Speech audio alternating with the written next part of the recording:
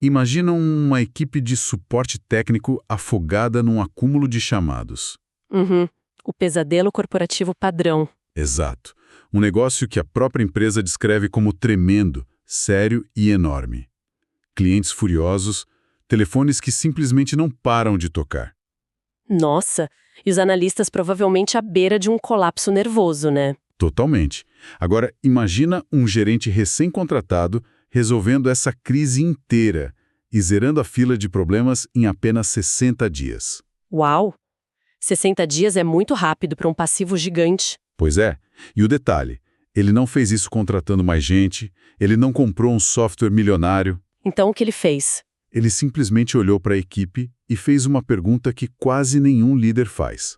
Que seria... Quais dessas tarefas estão sugando a energia vital de cada um de vocês? Ah, isso é fascinante, porque desafia completamente a intuição corporativa padrão, sabe?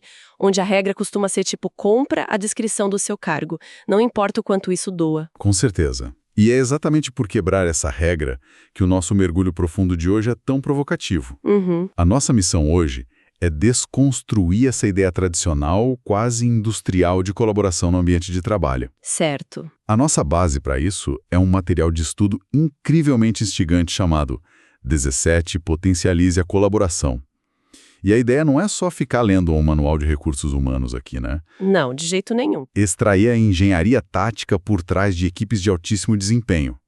É entender como a gente pode parar de trabalhar de forma isolada, escondendo as nossas falhas e começar a usar as forças e até as fraquezas de uma maneira cirúrgica. E o que diferencia essa abordagem de outras teorias de gestão é que ela não foca em otimização de tempo ou naqueles fluxogramas de processos complexos. O foco central do material é a gestão de energia psicológica. Ele força a gente a abandonar aquela velha premissa de que o profissional ideal é aquele que sabe fazer de tudo um pouco. O famoso pau para toda obra. Exatamente. Em vez disso, a tese central argumenta que o verdadeiro alto desempenho surge de um mapeamento radical do que nos energiza, combinado, claro, com uma dose muito calculada de vulnerabilidade. Então vamos colocar uma lupa nisso agora mesmo. Porque a palavra vulnerabilidade, quando é dita no mundo corporativo, Gera pânico. gera muito pânico. Geralmente faz as pessoas imaginarem rodas de violão, chororô e uma demissão iminente na semana seguinte. Nossa, sim. As pessoas acham que é terapia de grupo? Pois é. Mas o texto traz uma estrutura super lógica para isso. Ele propõe que cada indivíduo não é apenas um currículo de habilidades, mas sim um portfólio. Uhum. Um portfólio de 4 categorias de energia? Isso. A primeira categoria são os pontos fortes realizados, Certo. que são aquelas coisas em que somos ótimos e que nos dão energia no dia a dia. E essa é a categoria mais visível, né? É basicamente o motivo pelo qual as pessoas geralmente são contratadas. Exato. Aí depois temos os comportamentos aprendidos. E aqui a coisa começa a ficar bem complexa, Muito. porque são coisas que sabemos fazer muito bem, talvez a gente até seja elogiado por elas, Mas elas sugam a nossa alma. literalmente. Fazer aquilo deixa a gente exausto. Uhum. A terceira categoria é o que o texto chama de pote de ouro, os pontos fortes não realizados. Ai, são fascinantes. São talentos naturais, coisas que nos energizam, mas que o nosso cargo atual simplesmente não exige que a gente use. Ficam lá adormecidos, pegando poeira. Exato. E por fim, a quarta categoria são as fraquezas. As famosas coisas em que somos ruins e que odiamos fazer. Pois é. E compreender essas 4 categorias muda a própria definição de trabalho em equipe. A metáfora clássica do quebra-cabeça ganha um contorno totalmente novo aqui. Como assim? Colaborar sobre essa ótica não é pegar várias peças quadradas e perfeitas e empilhar uma caixa. É reconhecer que todo profissional tem recortes assimétricos, sabe? Certo. As reentrâncias são as fraquezas e os comportamentos aprendidos que drenam a energia. E os encaixes protuberantes são os pontos fortes. Entendi a imagem. Então, a verdadeira colaboração acontece quando a gente mapeia intencionalmente quem tem o ponto forte exato para preencher a fraqueza do colega do lado. Olha, a teoria é bonita, mas eu preciso assumir o papel de cético aqui. Pode mandar. O texto argumenta que expor essas fraquezas cria uma vulnerabilidade mútua, certo? Isso. Que isso fortalece os relacionamentos e melhora os KPIs, os indicadores de desempenho. Isso. Mas vamos olhar para a selva corporativa. O ambiente é super competitivo, tem gente querendo a sua promoção, cortes de orçamento rolando o tempo todo. Uhum. Não é um risco absurdo, tipo um verdadeiro tiro no pé chegar para um colega e dizer, olha, eu sou péssimo nisso. Como que isso não vira munição contra a própria pessoa? É uma ótima pergunta. O perigo existe, sim, se a vulnerabilidade for apenas um desabafo passivo. Tá. A ação crucial que o material faz é introduzir o conceito de arranjo recíproco. Não se trata de convocar uma reunião para confessar incompetência geral. Ufa. É uma negociação de recursos, na verdade. O mecanismo funciona mais ou menos assim.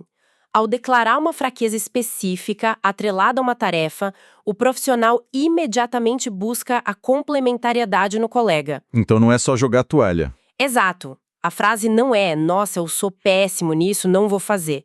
A frase é, tipo, essa tarefa drena a minha energia e é o seu ponto forte natural. E, em contrapartida, aquela outra tarefa que te esgota é onde eu tenho facilidade. Ah, entendi. É quase um escambo de energia mental. Perfeito. É exatamente isso. E o porquê disso impulsionar os KPIs é puramente fisiológico e cognitivo. Como assim? Pensa bem, quando um funcionário passa 4 horas forçando um comportamento aprendido, que é algo que ele sabe fazer, mas detesta, o custo cognitivo é imenso. Ele erra mais, né? Erra muito mais, precisa de mais pausas para tomar um café e a qualidade geral cai. Mas quando o arranjo recíproco transfere essa tarefa para quem tem aquilo como um ponto forte realizado, A mágica acontece. a tarefa é feita na metade do tempo, com mais qualidade e sem aquele esgotamento no fim do dia.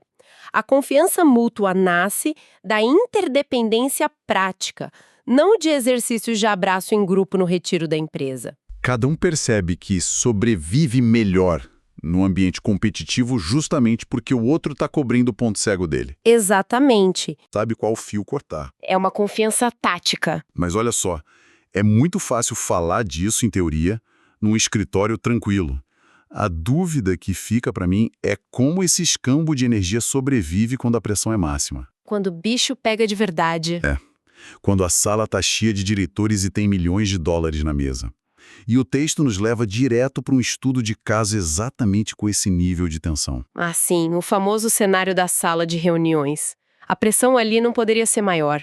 A missão deles é fazer uma apresentação de orientação para 4 novos membros do Conselho de Administração. Isso. E o detalhe que transforma essa reunião num campo minado é que esses 4 membros foram nomeados por um novo investidor que é notoriamente cético e agressivo. Então não é uma apresentação amigável para arrancar aplausos fáceis. É uma verdadeira sabatina. Com certeza. E as 2 pessoas encarregadas dessa missão são o Joe, que é o CFO, diretor financeiro da empresa. E a Nala, que é a controladora. Isso. Agora, se a gente fosse seguir a cartilha corporativa tradicional, a divisão de tarefa seria super óbvia e baseada puramente nos cargos, né? Sim, o CFO, por ter o cargo mais alto, assume a frente, faz a retórica principal e vende a visão financeira.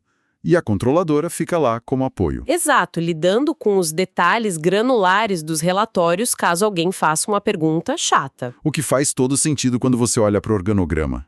Mas aí o texto convida a gente a olhar um inventário de atributos psicológicos dos dois. E aí que o jogo muda. Vamos olhar para o Joe. Ele tem pontos fortes realizados que são fenomenais para certas coisas. Ele é brilhante em explicar conceitos difíceis e ele tem uma alta consciência emocional. O que significa que ele entra numa sala e lê a temperatura do ambiente instantaneamente. Exato. Ele sabe quem está tenso, quem está aberto a ouvir, ele constrói conexões fáceis. Além disso, ele tem consciência estratégica como um ponto forte não realizado. Mas há um problema crítico no perfil do Joe para esse contexto específico do investidor agressivo. A maior fraqueza documentada dele é justamente a persuasão. O que é trágico, né? Quando seu objetivo principal é convencer um grupo de investidores que já entram na sala com os braços cruzados e cara fechada. Totalmente trágico. É aqui que eu acho que uma analogia com um jogo de RPG se encaixa perfeitamente. Adoro essa analogia, manda bala. O Joe é tipo aquele personagem que tem um nível de carisma no máximo. Ele consegue fazer todo mundo na taverna adorar ele e pagar a bebida. Aham. Mas aí aparece o chefe final. E esse chefe é imune a feitiços de simpatia. Ele só pode ser derrotado com um feitiço de persuasão pura. E o Joe simplesmente não tem essa magia no inventário dele. Nenhuma. O texto até sugere que ele poderia tentar improvisar, usar a criatividade ou a integridade moral dele para tentar persuadir os investidores. Mas na prática, tentar improvisar uma habilidade que você não tem, de improviso, na frente de um investidor que é um tubarão, É pedir para ser engolido vivo. é receita certa para o desastre. Tentar usar a bússola moral para persuadir alguém que só quer ver projeções de lucro, não apenas é ineficaz, como drena a energia do Joe absurdamente. Ele sairia da sala exausto, suando frio e muito possivelmente sem o apoio do conselho. Com certeza. E é nesse ponto que a abordagem baseada em pontos fortes redefine completamente a estratégia deles. Vamos analisar o perfil da Nala agora. Vamos lá. A Nala tem consciência estratégica já como um ponto forte realizado. Ela tem um temperamento incrivelmente equilibrado. Ela não se abala. De jeito nenhum. Ela não se intimida com perguntas agressivas e tem um julgamento muito rápido e preciso. E aí tem o detalhe de ouro da Nala. O detalhe de ouro é que a Nala possui a persuasão como um ponto forte não realizado. Olha só. Aquela energia exata que falta para o Joe está ali, latente no perfil dela, apenas esperando uma oportunidade para ser ativada e usada. Então a solução genial não é o Joe virar à noite lendo livros de como influenciar pessoas para consertar a fraqueza dele. De forma alguma. Eles montam uma coreografia tática para essa reunião. A Nala, que teoricamente seria só a pessoa dos bastidores operacionais, eleva a persuasão dela para a categoria de realizada, especificamente para lidar com o citismo frontal do conselho. Uhum. Ela assume a linha de frente do argumento persuasivo. E enquanto isso, o Joe não fica lá no canto apenas passando os slides da apresentação. Não, ele tem uma função ativa. Exato. Ele usa o ponto forte dele de consciência emocional de forma muito estratégica. Essa dinâmica física dentro da sala é fascinante de imaginar. Como é que funciona na prática? A Nala lidera a argumentação dura, a persuasão pesada. Enquanto ela fala, o Joe recua um passo e usa a leitura de ambiente dele. Ele vira o radar da sala. Isso. Ele observa as microexpressões dos investidores. Quem franziu a testa? Quem pareceu concordar com o argumento da Nala? Ele lê a sala inteira e usa a habilidade dele de explicar e construir conexão para intervir nos momentos certos de tensão. Suavizando o terreno. Exatamente. Ele suaviza o terreno para que a Nala possa continuar persuadindo com firmeza. E ambos usam a consciência estratégica em uníssono. Cara, eles quebram totalmente a expectativa do cargo. Quem assume o controle emocional e retórico da reunião é quem tem a energia natural para isso, não quem tem o título mais alto no cartão de visitas. E isso muda tudo nos resultados. Mas olha, se isso funciona tão bem num ambiente controlado de uma sala de conselho, com duas pessoas que podem ensaiar, a grande pergunta que me surge é como aplicar essa lógica cirúrgica quando as coisas fogem do controle no meio da operação da empresa? Uhum. Porque, vamos combinar, uma apresentação você pode ensaiar 1000 vezes, mas uma crise com um cliente estourando na terça-feira à tarde sem nenhum aviso prévio. A complexidade, sem dúvida, aumenta muito nesse cenário. E é aqui que o material nos leva a questionar a própria arquitetura das empresas e dos departamentos. Qual é o cenário que eles apresentam? O texto propõe um cenário de resolução de crises envolvendo uma equipe multidisciplinar de 3 pessoas. Há um problema grave que já foi escalonado com um cliente de altíssimo valor. Certo, crise grande. E o escopo dessa crise envolve 3 fases simultâneas. Primeiro, investigar internamente onde o processo financeiro quebrou. Segundo, solucionar o defeito técnico. E terceiro, manter o cliente informado e calmo, para no fim reportar a resolução à alta diretoria. Bom, o instinto gerencial básico de sobrevivência diz: divida isso pelos departamentos responsáveis e reze para dar certo. É o que 99% das empresas fariam. Né? O pessoal de atendimento ao cliente pega o telefone e segura a fúria do cliente. O analista do financeiro desce para os porões do sistema para descobrir por que a cobrança saiu errada. E o gerente da conta escreve o relatório final para os chefes. Cada um na sua trincheira. Cada um na sua trincheira, porque é isso que diz a descrição do cargo. Mas o texto mostra que essa é a grande armadilha do foco exclusivo na função técnica. E como eles resolvem? A engenharia de equipe baseada em pontos fortes vira esse modelo de cabeça para baixo. Primeiro, define-se o objetivo claro. Depois, listam-se as tarefas necessárias, independentemente de quem, em teoria, deveria fazê-las. E só então, olha-se para a equipe perguntando quem tem o perfil psicológico que naturalmente suporta essa tarefa específica. E qual foi a descoberta deles nesse caso? O documento apresenta uma situação onde o profissional de finanças, que teoricamente deveria estar trancado numa sala olhando planilhas o dia todo, tem um talento descomunal. Um ponto forte realizado. Isso, em construir relacionamentos profundos e transmitir segurança absoluta para as pessoas. Confesso que, lendo isso, a minha mente gerencial clássica apitou. Por quê? Porque na prática corporativa a confusão parece iminente. O analista financeiro vai ligar para o cliente corporativo furioso para fazer a gestão de crise. É o que parece, né? E como é que fica a hierarquia? E o ego do departamento de atendimento que vai se sentir totalmente atropelado. Tirar as pessoas das suas caixinhas tradicionais não gera uma anarquia, onde ninguém sabe quem é o responsável pelo quê? É justamente esse medo da anarquia que mantém as empresas presas em silos que são extremamente ineficientes. Mas a distinção estrutural que o material faz é fundamental para não virar bagunça. Qual é a regra de ouro, então? A regra é: não se trata de ignorar o conhecimento técnico.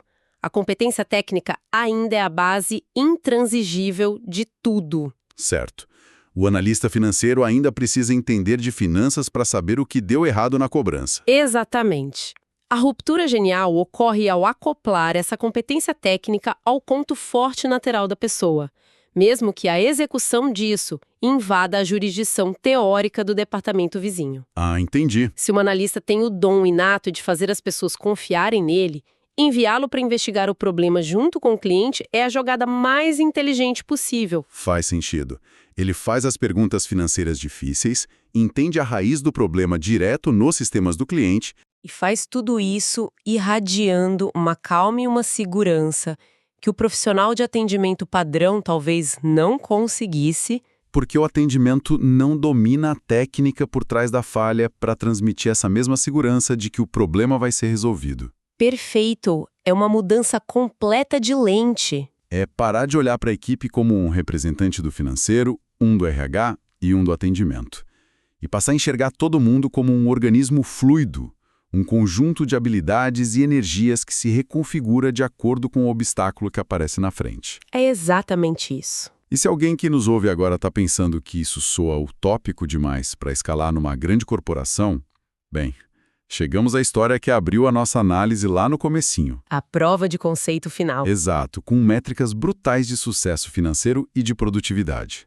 O famoso caso da HP na Costa Rica. Esse caso, documentado na unidade de suporte técnico de escalonamento da HP, é a cristalização perfeita de tudo que a gente discutiu até agora. Vamos detalhar o cenário para o pessoal entender a gravidade. Estamos falando de uma equipe de 12 pessoas responsáveis por atender clientes dos Estados Unidos e do Canadá. E não são clientes tirando dúvidas simples, tipo onde liga o computador. Não mesmo. São casos escalonados, ou seja, equipamentos caríssimos quebrados, prejuízos acontecendo em tempo real nas empresas e a paciência de quem liga já está totalmente esgotada. E havia um backlog, né? Um acúmulo de chamados pendentes gigantesco. O caos diário era a norma por lá. E um gerente novo herda essa verdadeira bomba relógio. E o que é revelador nesse caso é diagnosticar o porquê desse backlog existir em primeiro lugar. Não era falta de conhecimento técnico. Não. Todos os 12 analistas tinham o treinamento e o conhecimento técnico necessário para resolver os problemas de hardware e software daqueles servidores. Então, onde a engrenagem estava travando? A falha estava no desenho estrutural do processo de trabalho em si, que exigia que todos fizessem tudo o tempo todo. Ah, o famoso processo de ponta a ponta. O telefone tocava, o analista atendia. Recebia a carga emocional pesadíssima do cliente furioso.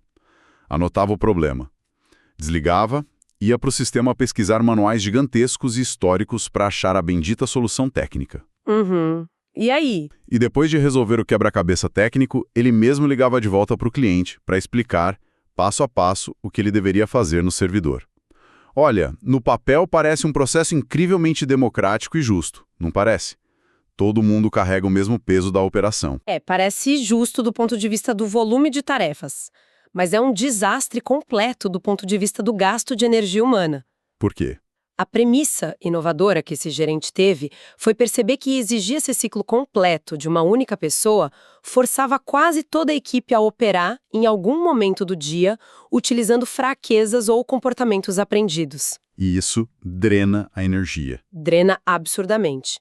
A exaustão e o backlog vinham da fricção psicológica diária, não da dificuldade técnica em si de arrumar o computador quebrado. Faz todo sentido. Foi então que esse gerente tomou a decisão corajosa de desmembrar o trabalho. Ele transformou aquele processo orgânico e pesado em algo muito mais fatiado e cirúrgico. Mas a grande sacada, e aqui está o pulo do gato, não foi dividir as tarefas por senioridade. Não. Ou por especialidade técnica, tipo, você cuida de servidores, você de notebooks. Exato.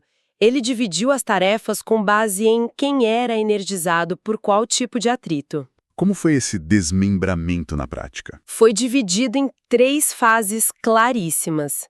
A primeira fase era puramente o atendimento inicial da chamada. O objetivo aqui não era de jeito nenhum resolver o problema técnico na hora. Era só absorver o impacto. E qual era o perfil psicológico para essa fase 1? Precisava ser muito específico. Pessoas centradas, muito calmas, excelentes ouvintes e com uma capacidade natural de construir conexão e empatia. A missão delas era desarmar a raiva do outro lado da linha. Eles precisavam das esponjas emocionais da equipe. Aquelas pessoas que levam um grito do cliente e não levam para o lado pessoal. Desligam e vão tomar um chá tranquilamente. Perfeito, as esponjas.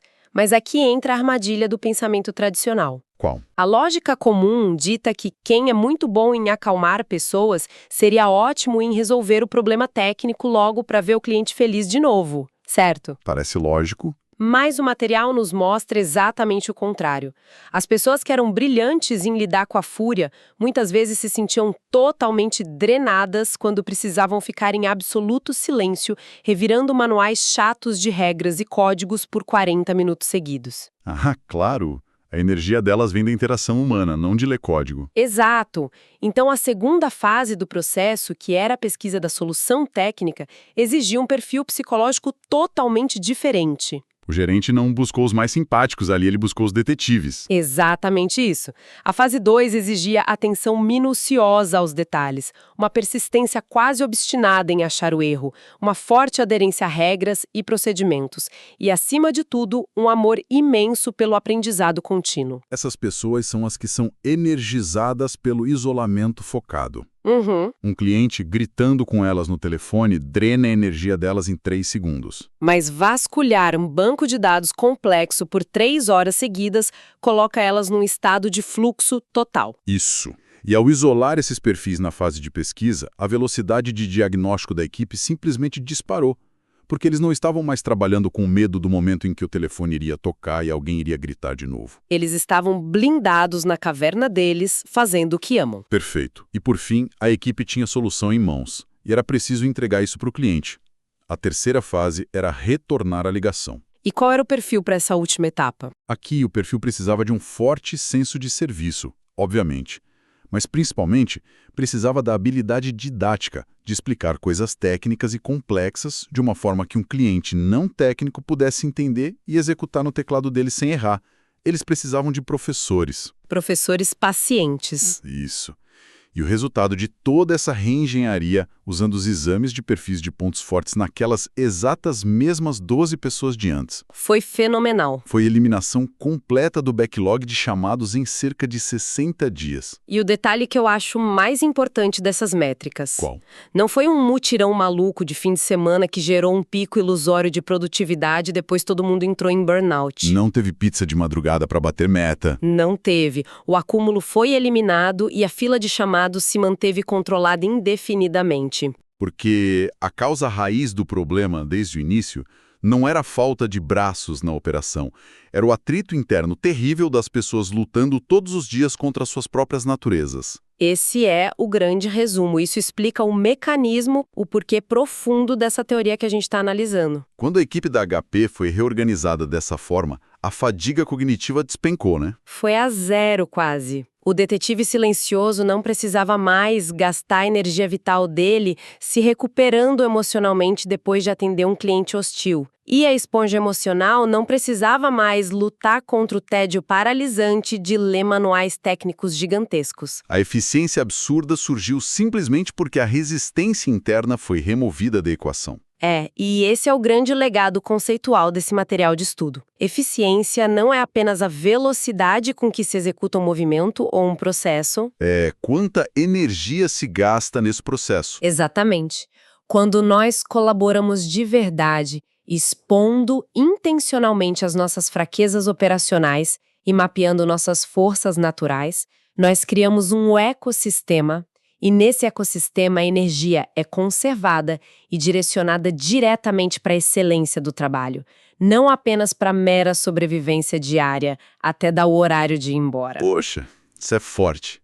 É um atestado de que a padronização excessiva do trabalho, que exige que todo profissional seja bonzinho e mediano em tudo, é, na verdade, uma grande fábrica de exaustão e de mediocridade corporativa. Com certeza. Sintetizando toda essa nossa exploração de hoje, então. A verdadeira colaboração no ambiente de trabalho moderno transcende e muito usar a mesma plataforma de chat que a equipe ou fazer reuniões intermináveis de alinhamento. Vai muito além disso. Ela exige a inteligência aguda de olhar para sua equipe e mapear quem tem a peça de quebra-cabeça que se encaixa perfeitamente no seu desgaste.